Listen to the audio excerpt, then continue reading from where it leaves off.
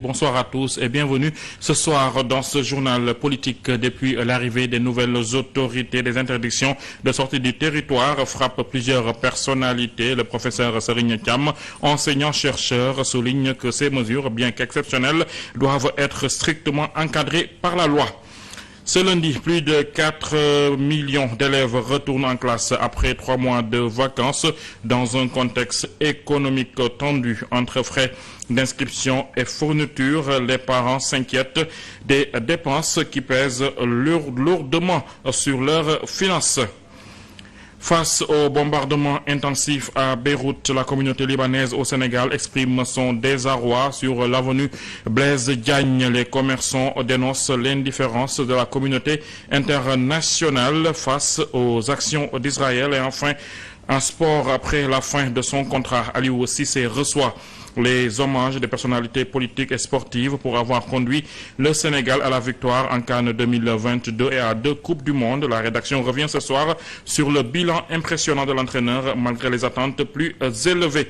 Voilà pour les titres. Passons maintenant au développement de l'actualité.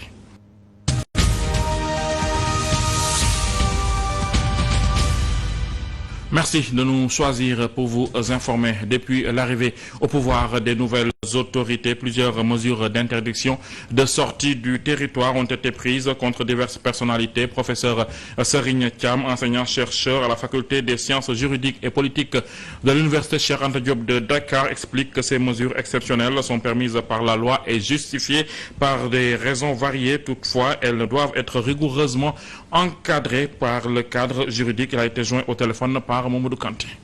Depuis quelque temps, de nombreux anciens dignitaires du régime de Macky Sall font l'objet d'interdiction de sortir du territoire national. Une mesure qui peut être prononcée en droit par les autorités judiciaires, administratives ou fiscales. Mais selon l'enseignant-chercheur Serigne Thiam, il faut de bonnes raisons pour le faire. C'est les raisons liées à l'existence d'une enquête, d'une audition qui peut être l'œuvre de l'autorité administrative ou de l'autorité judiciaire. Voilà, parce que le ministre de l'Intérieur, en l'occurrence, lui-même peut poser une interdiction de sortie pour des besoins d'enquête administrative. Lorsque une personne, en réalité, est considérée comme susceptible d'être entendue, là, la personne pourrait se voir interdire la sortie du territoire pour une période déterminée. Pour lui, il faut au préalable notifier à la personne concernée cette interdiction. La notification, elle est obligatoire. On ne peut pas interdire une personne sans que cette personne soit au courant d'une certaine interdiction. Ça ne peut pas être verbal, ça ne peut pas être une simple instruction donnée. Ça doit être quelque chose qui est écrit et que la personne doit savoir la cause, le pourquoi, les raisons pour lesquelles et la périodicité. Et en cas d'abus de pouvoir, la personne visée peut toujours faire un recours pour la levée de la restriction. Si la personne estime que les raisons ne sont pas fondées, si la personne estime que c'est simplement un abus de droit, bel et bien on peut attaquer du côté administratif, on peut saisir pour recours pour excès de pouvoir, exactement pour dire que vraiment l'interdiction est illégale soit, ou bien l'interdiction en réalité porte préjudice. La liberté de circuler librement est un principe garanti par la Constitution. Et selon l'enseignant-chercheur à la faculté des sciences juridiques et politiques de l'UCAD, aucune violation ne doit être faite à ce principe de droit sans au préalable informer la personne susvisée. Éducation, plus de 4 millions d'élèves reprennent le chemin de l'école ce lundi après 3 mois de vacances. Une rentrée scolaire marquée par un contexte économique difficile qui préoccupe de nombreux parents d'élèves entre les frais d'inscription, les fournitures scolaires, le transport et d'autres dépenses. Certains expriment ouvertement leurs inquiétudes dans ce reportage de Djibril Diallo. Quelque peu éclipsé par l'actualité politico-judiciaire qui a marqué ces derniers jours, la rentrée scolaire n'en est pas moins le souci primordial des parents d'élèves. Une rentrée scolaire se prépare. Nous devons tout régler bien avant, car les charges deviennent de plus en plus nombreuses. La cherté de la vie aidant, inscrire à l'école ses enfants et l'équiper est un véritable casse-tête pour les parents qui plient littéralement sous les dépenses. C'est très difficile pour les parents, car si vous avez 2 à 3 élèves à inscrire, ça va être très compliqué. J'ai 3 élèves moi, et je dois les inscrire tous sans compter les fournitures. J'ai inscrit l'un à 45 000 francs CFA.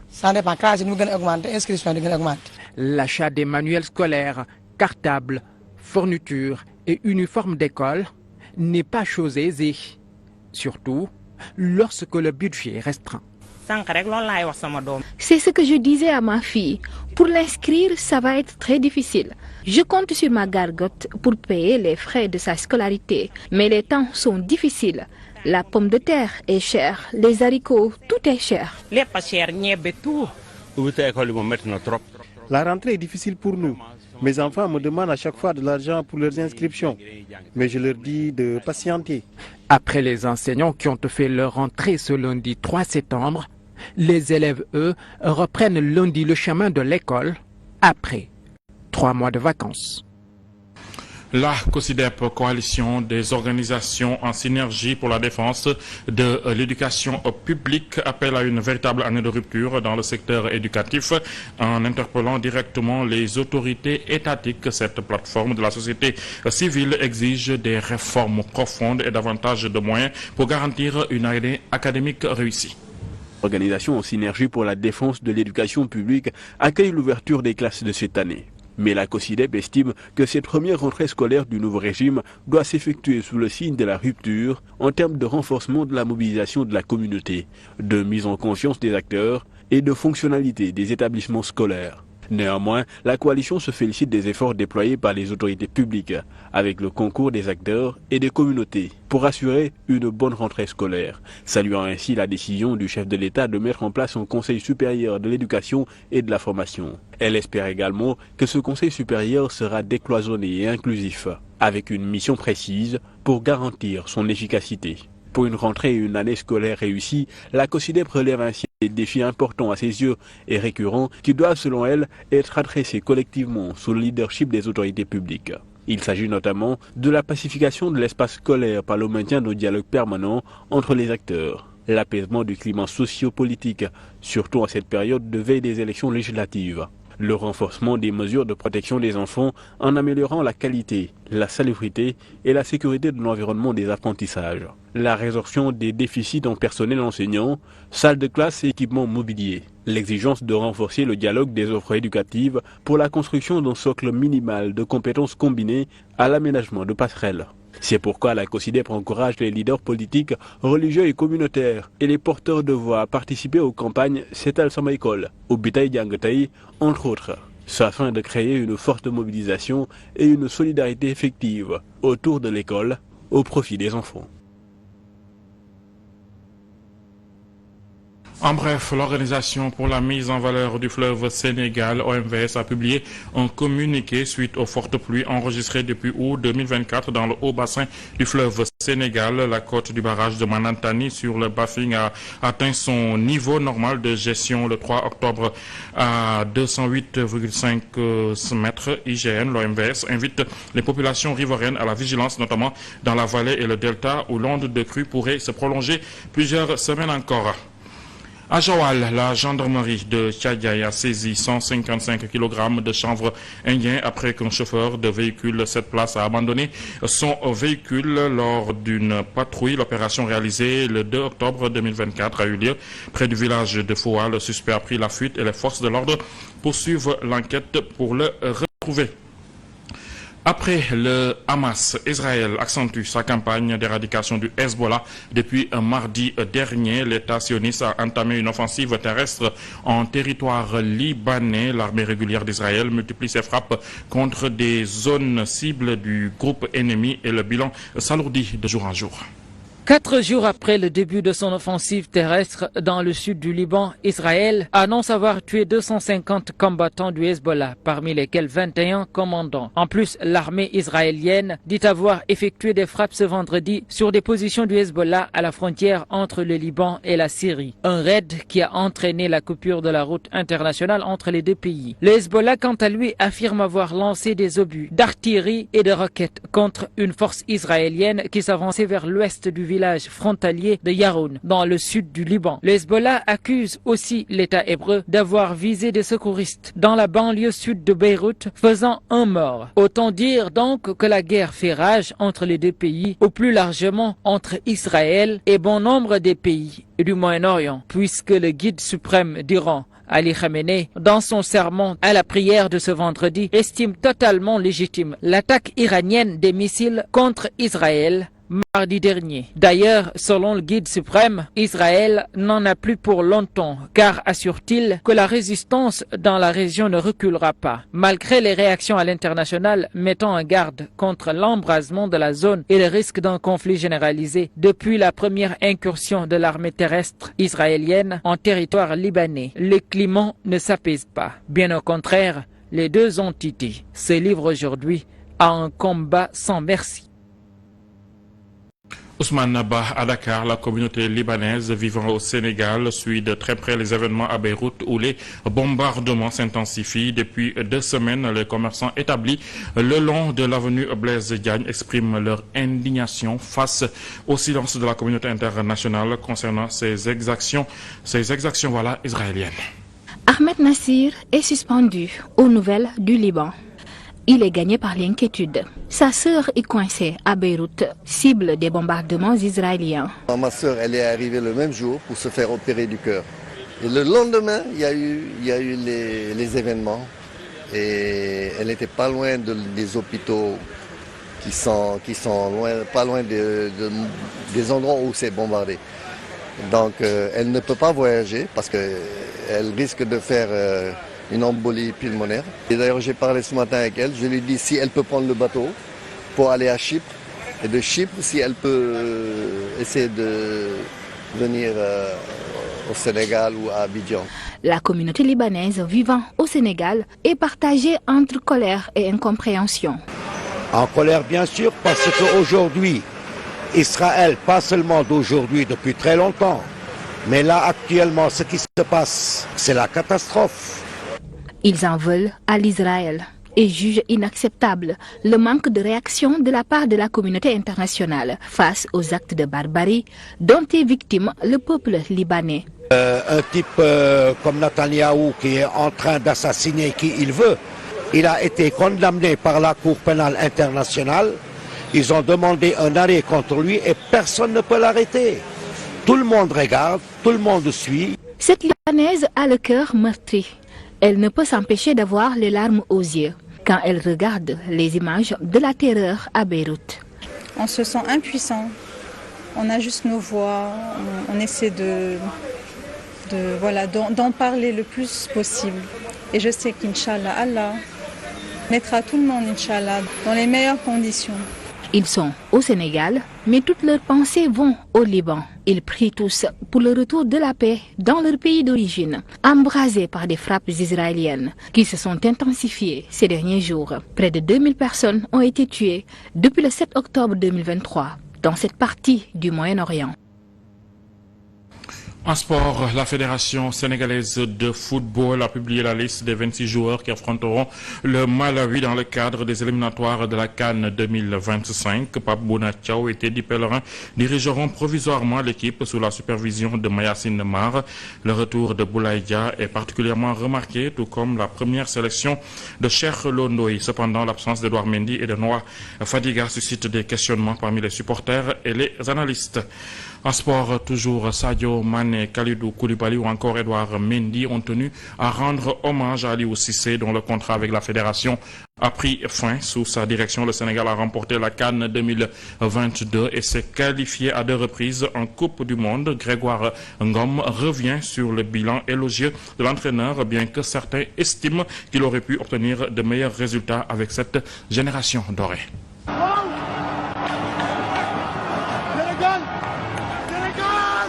Entre Aliou Cissé et la sélection du Sénégal, c'est une longue histoire. Une histoire qui débute d'abord sur la pelouse en tant que capitaine de la génération 2002. Une épopée riche en performances, toutefois sans trophée. Ceci a réveillé sa faim de trophée et sa fibre patriotique. Gagneur, Cissé est parti passer ses diplômes d'entraîneur. L'opération Conquête débute alors en 2012.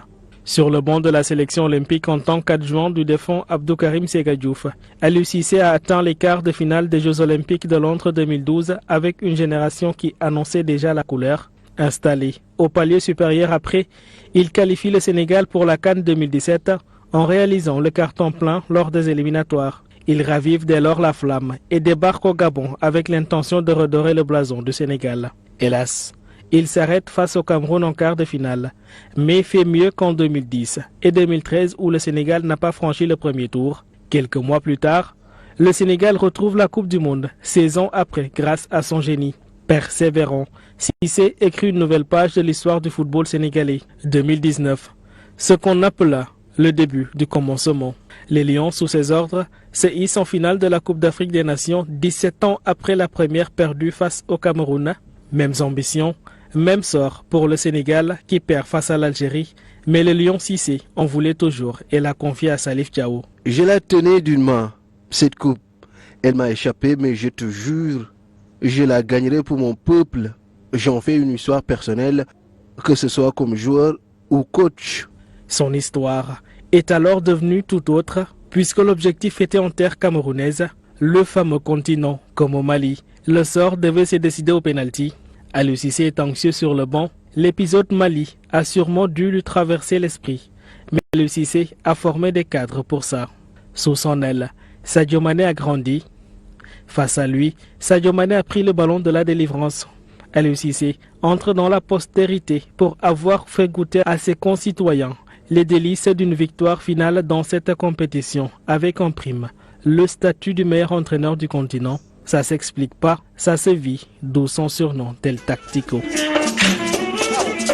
18 matchs de Coupe d'Afrique des Nations, 11 victoires, 5 matchs nuls et 2 défaites pour 23 buts marqués contre 6 encaissés. Son bilan a parlé, mais aussi ingrat qu'est le football, l'élimination au mondial sans Sadio Mané, une élimination prématurée à la CAN 2023, un système tactique critiqué ont changé la donne. Le héros est devenu le mal-aimé, à tort ou à raison. L'histoire raconte que sous Cissé, le Sénégal n'a pas connu l'échec en éliminatoire. Le Sénégal a connu plutôt la régularité au mondial et a imposé le respect. Respect pour les connaisseurs implique une participation à la CAN avec des arriérés de salaire jamais réclamés sur la place publique. Des chiffres, eh bien, en 103 matchs, Aliou Cissé totalise 67 victoires, soit 65% comme ratio, 13 défaites, 23 nuls. Aliou aura tout fait pour le Sénégal. Gatchenga Lama, merci la légende. À jamais le premier, vive El Tactico. Aliou Cissé, désormais limogé, laisse derrière lui une carrière marquée par le sacre continental de 2022. Toutefois, certains analystes jugent que son limogeage n'est pas opportun et estiment qu'il aurait dû être traité différemment. C'est ce qu'ils nous disent dans ce reportage de Moussa Mané. Critiqué dernièrement pour ses choix et son tactique de jeu par de nombreux Sénégalais, son départ de l'équipe nationale était à la limite une demande sociale. Après 9 ans à la tête de l'équipe nationale de football du Sénégal, l'aventure prend ainsi fin suite à la décision des autorités gouvernementales. On peut pas parler d'échec, de non-respect, je sais pas, d'échec de résultats, mais même si on sait que le Sénégal n'a pas perdu depuis son retour à la CAN, même s'il ne gagne pas tous les matchs, mais se baser seulement sur les cris des supporters et autres, moi je pense que quoi qu'on puisse dire, Aliou Cissé en tout cas ne méritait pas cela. Oui, on avait besoin d'unité, on avait besoin de sérénité, on avait besoin de confiance, on avait besoin de mettre un peu cette équipe dans une atmosphère, on va dire, conquérante, dans une atmosphère de protection pour pouvoir revenir au premier plan. Malheureusement, voilà, on connaît la décision, on va dire, ministérielle. El Tactico, comme le surnomment les Sénégalais, aura marqué son passage en équipe nationale en offrant ainsi au Sénégal sa première Coupe d'Afrique des Nations.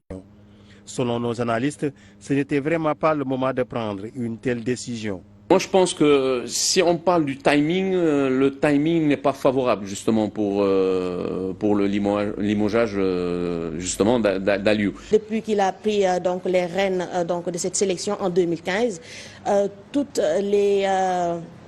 ce qu'on lui demandait, en quelque sorte, il avait déjà réalisé. Les objectifs, ils sont atteints. On se rappelle donc de la CAN 2017, c'était sa première CAN. Il avait atteint les quarts de finale. La CAN 2019, il avait atteint la finale. Et la CAN 2021, il avait remporté ce trophée historique pour le Sénégal. Aliou Cissé s'est vu remercié dans un contexte où l'équipe nationale est en pleine compétition. Et non seulement on avait besoin d'unité, mais on avait besoin de sérénité, on a besoin de calme et on a besoin de confiance dans cette équipe-là. On peut espérer que cela ne pourra pas avoir de grands chamboulements du côté des joueurs, parce que ce sont des professionnels. Pape Bouna Thiaw assure l'intérim en attendant de trouver un nouvel entraîneur, un manager qui aura la lourde tâche de faire mieux qu'Aliou Cissé, qui a fixé la barre très haut. Mohamed Gandour, consultant en football, soutient que le successeur d'Aliou Cissé doit être un entraîneur local, soulignant qu'il est temps d'arrêter de chercher des entraîneurs étrangers. Ces propos sont recueillis par Moussa Mané. Soo xoolee histoire du football Sénégal presque def nañu 50 ans ak entraîneur étranger ci 50 ans yi benn final lañu football. am nañu suñu réalité, am nañu suñu football, am nañu suñu identité. Loolu aussi je pense que il faut mu ñëwaat parce que gën nañu gis équipe du Sénégal football ak identité équipe du Sénégal gën nañu ko gis. Loolu il faut mu ñëwaat. Loolu pour nga am ko aussi il faut nga ñëwaat ci ay joueurs locaux, il faut nga ñëwaat ak benn xam. Moi je pars directement sur d'abord un principe, pas d'entraîneur étranger. Pas d'entraîneur étranger, pourquoi? Parce que l'expertise locale, elle est là. Nos entraîneurs locaux ont fait leurs preuves, que ce soit en U17, que ce soit en U20, que ce soit dans les tournois UFOA, que ce soit au CHAN, nos entraîneurs, et que ce soit même en Coupe d'Afrique avec Aliou Cissé, ils ont fait leurs preuves. Pour moi, aujourd'hui, cette manière d'aller chercher des étrangers, et ça n'a rien de, on va dire, ça n'a rien de discriminatoire. Non, on a le bagage ici au Sénégal. On a les ressources ici au Sénégal, on a les profils ici au Sénégal, donc je pense qu'il faudrait les mettre dans les meilleures conditions d'abord de travail, les mettre dans les meilleures conditions aussi au niveau de la masse salariale, de les mettre dans des conditions dans lesquelles on mettrait un entraîneur étranger qui viendrait et on va avoir les résultats. Le 12e Gaïndé, célèbre association de supporters de l'équipe nationale, a rendu un vibrant hommage à Aliou Cissé. Paco Sénégal REC, l'un des leaders, se remémore les moments marquants partagés depuis 2017, notamment la victoire de 2022. Il promet de soutenir avec la même énergie le futur coach et les joueurs qu'il a rencontrés au Marchal. Paco alias Paco Sénégal REC est toujours sous le choc depuis le limogeage d'Aliou Cissé par les nouvelles autorités. Le 12e Gaïndé et l'ancien sélectionneur national n'ont pas arrêté de tisser des liens depuis leur première Coupe d'Afrique en 2017. S'en est suivi celle de 2019, le sacre de 2022 et la participation honorable à la Coupe du Monde Qatar 2022. Des souvenirs du désormais ex-entraîneur Paco en a en stock. Anecdote bi ma leen ci jox rek mooy Égypte bi nga xam ne double confrontation bi mu amee. Lors de la double confrontation contre l'Égypte pour un ticket pour la Coupe du Monde, il s'est dirigé vers moi et m'a dit mot pour mot que l'équipe nationale n'est rien sans les supporters. Je veux que vous fassiez le plus de bruit possible pour haranguer les joueurs. Andi leen ko keroog loolu moo boobu la utilisé. Dafa jàppoon ni drapeau Sénégal mu féete kaw lépp. Après presque 10 ans aux manettes, Aliou Cissé cède sa place. Le 12e Gaïndé en profite pour prodiguer un conseil à son futur successeur. Qu'on sache que l'équipe nationale est une association nationale et que tout doit être fait dans les règles de l'art. La mascotte officielle est champion d'Afrique 2022 et son groupe ne compte pas faiblir lors des prochaines échéances de l'équipe nationale sénégalaise avec un air de déjà-vu. C'est le goal! Fondamentalement, carrément, exactement, légalement, absolument. De ce fait, les guerres intestines au sein du 12e Gaïndé doivent cesser. Illico presto. Ce n'est pas une bonne chose qu'on se le tienne pour dit. Paco est convaincu qu'Aliou Cissé demeurera à jamais dans le cœur des supporters sénégalais. C'est tout pour ce soir. Merci d'avoir choisi le journal de 7TV pour vous informer. Restez avec nous. Nos programmes se poursuivent. Je vous retrouve lundi à 20h. Merci. Au revoir.